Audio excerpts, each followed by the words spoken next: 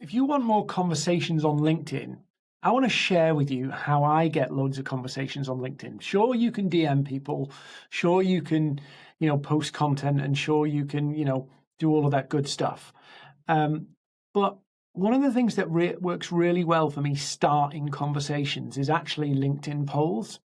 So I post polls pretty regularly, and I use them as a way to start a conversation. And I have two types of polls I use.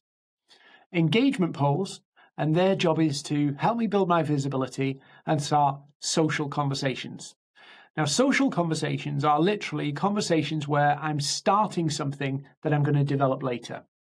So that's engagement polls. So they're usually a bit broader, less salesy, a bit more broad off topic. It's more about building that kind of digital rapport with people, that social rapport, so that when I outreach later, they're more interested and more open to talk to me. So that's the first type of poll. The second type of poll is what I call loaded polls. And loaded polls are about finding need. So these don't do as well in terms of engagement and votes, but they actually help me start business conversations. So when I do a poll and say, what's your biggest challenge on LinkedIn? And people say creating content, messaging, getting leads, whatever.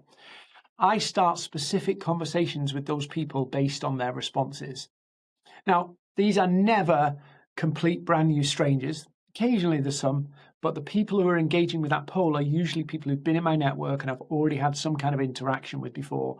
And I'll just outreach to them then saying, thanks for voting on my poll, and actually start a conversation.